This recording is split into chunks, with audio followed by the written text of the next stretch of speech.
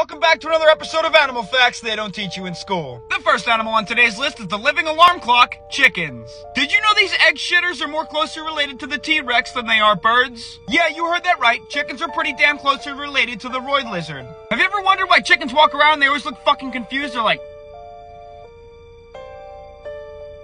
Well, that's because the design of a chicken's eyes are A, really complicated, and B, can't really decide what they want to do. That's because both of their eyes do completely different things. One is nearsighted and one is farsighted, and their eyes also see more colors than we do. I would imagine these feathery cocks constantly have a headache. And speaking of heads, a chicken by the name of Mike in 1947 once lived 18 months without a head.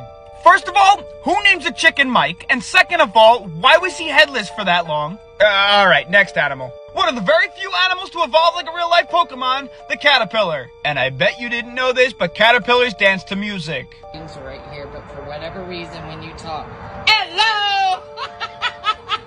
And unlike most people, caterpillars aren't very picky with what they listen to, because they'll dance to anything if it's loud enough. Studies show that this BBC with hair in all the wrong places will dance to anything loud enough because it associates it with the predator and it's trying to ward it off by wiggling around. Now, I don't eat caterpillars, but I feel like that makes you look more appetizing. Now, previously I mentioned caterpillars evolve, some to moths, some to butterflies. Now, you may think to yourself, that's a pretty good life. A, now you can fly around and get food and avoid predators, and B, you look less like my genitals. But life's not that great when they evolve. The fact of the matter is, many moth species don't live more than 24 hours, and that's because they're born without a mouth. Therefore, they can't eat, and they basically just starve. Their only job is to reproduce. Up next on today's list is an animal that seems to spend most of its life struggling, the sloth.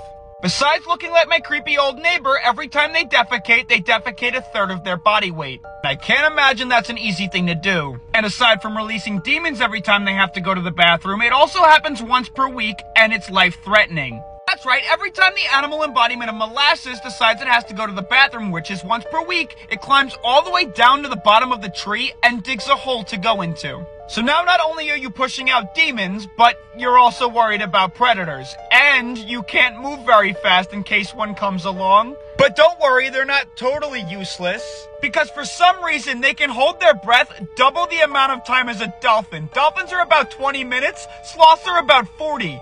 Evolution really handed my boy the shit end of the stick, but for some reason he's a professional scuba diver. And did I mention sloths are basically designed to fall out of trees up to 100 feet without any injury, and they do it about once a week. Their body has evolved to survive these falls instead of evolving not to fall. My guy seems to work off the same logic as the human population.